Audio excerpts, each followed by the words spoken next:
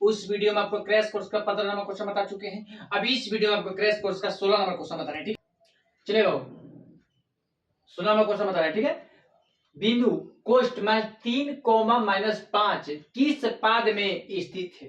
ठीक है, देखिए ऑप्शन नंबर में प्रथम पाद, सेकंड में द्वितीय पाद, तीसरा में तृतीय पाद, चौथा में चौथा पाद। ठीक है, एक देखो बाबू, एक आपका रेखा है, ये आपका मूल बिंदु है। अब कह रहा है देखो बाबू, पहला चतुर्थांश में क्या होता है? दोनों प्लस होता है। दूसरा चतुर्थांश में क्या होता है? माइनस प्लस होता है। तीसरा चतुर्थांश में क्या होता है? माइनस माइनस होता है। चौथा चतुर्थांश में क्या होता है? प्लस माइनस होता है। अब बताइए बाबू कि इसमें आप देखिए कि किस चतुर्थांश में जा रहा है।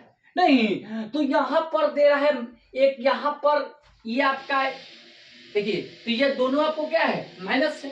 नहीं, एक बिंदु है और इसके आपका दिया हुआ है, तो आपका ये x अक्ष हो गया, ये आपका y अक्ष हो। तो ये आपका जो बिंदु है ये आपका दोनों जो है आपका थर्ड क्वाड्रेंट में जा रहा है, मतलब तीसरे चतुर्थांश में जा रहा है। इसका मतलब कि ये आपका तृतीय पद हो जाएगा।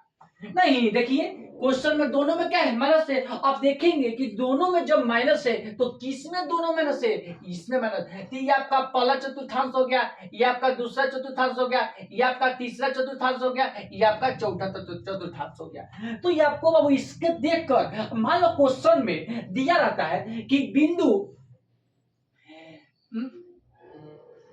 3, -5, बताइए 3, -5 किस चतुर्थांश में? चौथा चतुर्थांश। कैसे? देखिए यहां पर प्लस है तो प्लस मतलब 3 मतलब दिया है, यहां कुछ नहीं, प्लस है।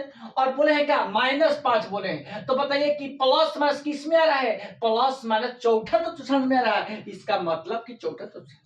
नहीं, ये आपको बात समझना होगा। जब आप ये रूल समझ लीजिएगा तो आप इस क्वेश्चन को क्या बिहार बोर्ड में क्या बना सकते हैं। नहीं, फिर क्वेश्चन पूछ देगा कि बाबू कि एक बिंदु है, एक क्या आपका -3 है और एक का +5 है, किस चतुर्थांश में है? तो आपको सेकंड चतुर्थांश में कहेंगे। कैसे? क्योंकि देखिए बोले हैं क्या? माइनस एगो प्लस, तो किसमें माइनस प्लस है?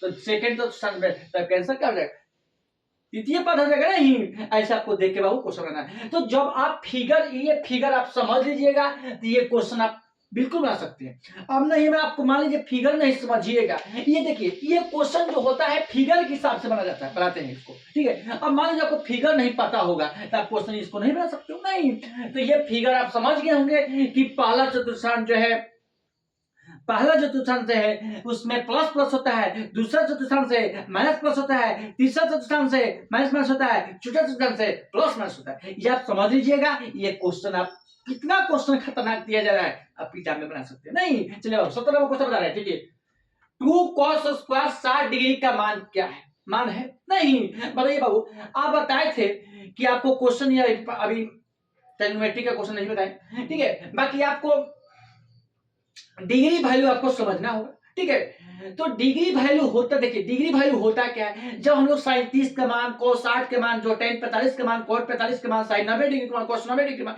ये जो याद करते हैं इसको हम लोग डिग्री वैल्यू बोला जाता है। नहीं तो चलिए बाबू आपको बताइए, आपको बताए हैं कि 2, तो 2 जब कितना लिख देंगे, और cos 60 डिग्री के मान क्या होता है? बताएं कि cos 60 डिग्री के मान और sin 30 डिग्री के मान दोनों क्या होता है? बराबर होता है। मतलब कि 2 यहाँ पर कुछ है तो गुना और न बटा 2 का स्क्वायर लिख सकते हैं, क्योंकि ये स्क्वायर है तो स्क्वायर लिख दो।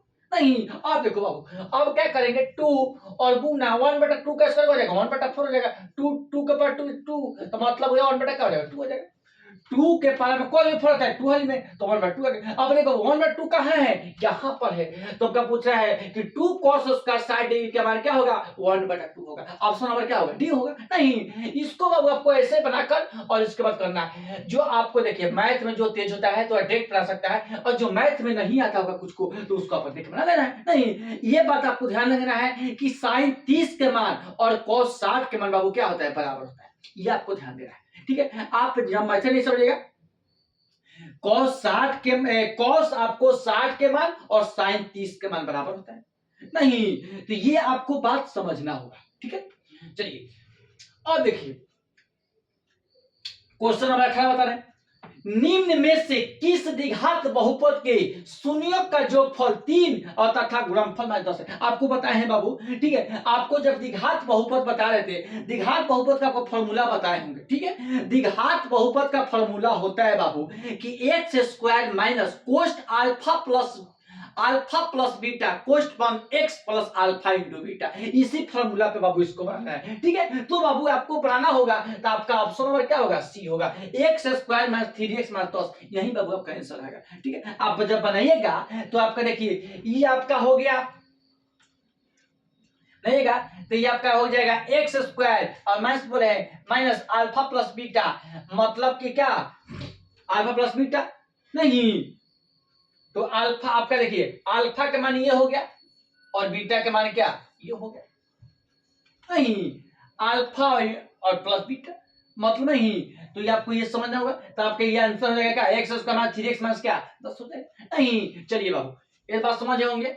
चलिए क्वेश्चन नंबर देखिए, 19 नंबर क्वेश्चन बता रहे, निम्नलिखित में से कौन अभाज्य संख्या है। नहीं देखिए बाबू, अभाज्य संख्या जो आप संख्या में जिस मान लीजिए कि कोई संख्या यहाँ पर कट रहा है, ठीक है, उसको अभाज्य संख्या नहीं कहा जाएगा। जो संख्या इसमें नहीं कट रहा है, मतलब कि संख्या में देखिए 75 कट सकता है, 12 भी कट सकता है, 15 भी कट सकता है, बाकी 23 नहीं कटेगा, मतलब ये आपको क्या है अभाज्य संख्या, मतलब ऑप्शन नंबर क्या हो जाएगा बी हो जाएगा। नहीं चलिए बाबू क्वेश्चन नंबर 20, यदि एक वृत्त की परिधि 2 पाई से बढ़ाकर 4 पाई कर दिया जाए तो उसका क्षेत्रफल क्या होगा। नहीं कह रहा है कि एक वृत्त की परिधि है जिसके 2 पाई को बढ़ाकर 4 पाई जब हम कर देंगे तो उसका क्षेत्रफल क्या हो सकता है, क्षेत्रफल क्या होगा, यही क्वेश्चन पूछा है, ठीक है। क्षेत्रफल क्या होगा बाबू, तो क्षेत्रफल आपको 4 गुना हो जाएगा, ठीक है।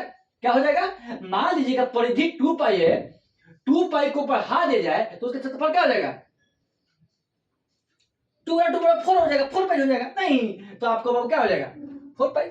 वृत्त का क्षेत्रफल बराबर क्या होता है पाई आर स्क्वायर होता है, नहीं वृत्त का क्षेत्रफल क्या होता है पाई स्क्वायर, नहीं तो 2 पाई स्क्वायर होता है, 2 पाई 2 पाई 2 का 4 पाई, नहीं तो आपका क्या हो जाएगा 4 गुना हो जाएगा, मतलब आंसर क्या हो जाएगा 4 गुना। नहीं देखिए अगला क्वेश्चन 21 नंबर, निम्न में से मूल बिंदु से नियामक कौन है, ठीक है। अब देखो मूल बिंदु किसको बोला जाएगा, मूल बिंदु आपको यहाँ पर बोला जाएगा 0 0 का, मूल बिंदु किसको बोलते हैं 0 0 का, नहीं ऑप्शन नंबर क्या हो जाएगा बाबू बी हो जाएगा।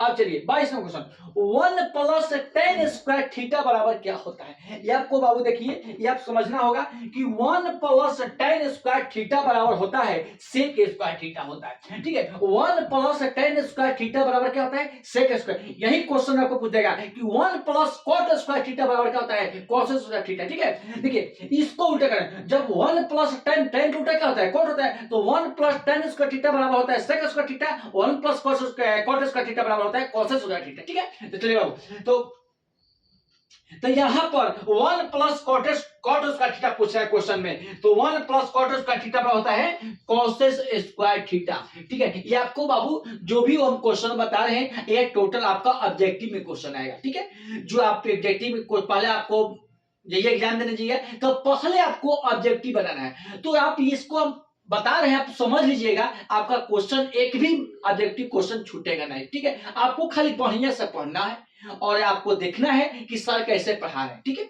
चलिए तो ये आपको पता है कि 1 प्लस tan स्क्वायर थीटा बराबर पूछेगा तो आप आंसर लिख लीजिएगा sec स्क्वायर थीटा, और क्वेश्चन में 1 प्लस cot स्क्वायर थीटा बराबर पूछेगा तो आपको पूछना है cos स्क्वायर थीटा लिख देना है, ठीक है। चलिए क्वेश्चन नंबर 23 बता दीजिए बाबू, अब क्वेश्चन नंबर आपको 24 बता रहे हैं, 1 प्लस tan स्क्वायर थीटा बटा 1 प्लस cot स्क्वायर थीटा बराबर क्या होता है tan स्क्वायर थीटा होता है बाबू, ठीक है।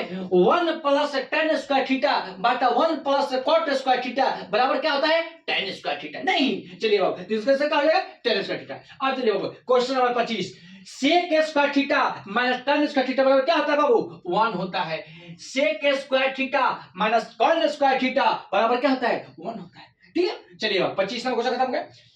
जब भी क्वेश्चन में आपको sec square theta minus tan square theta बराबर दे देगा तो पूछेगा कि उसका आंसर क्या होगा, तो बोलना बाबू आपका 1 होगा, ठीक है 1 लिख दीजिएगा। अब अगला question, root over 1 minus sin square theta बराबर होता है root over cos square theta question पूछेगा कि root over 1 minus sine square theta बराबर होता है root over cos square theta.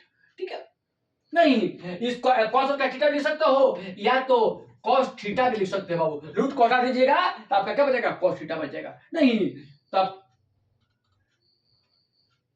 चलिए बाबू, आपका 26वां क्वेश्चन बता दीजिए।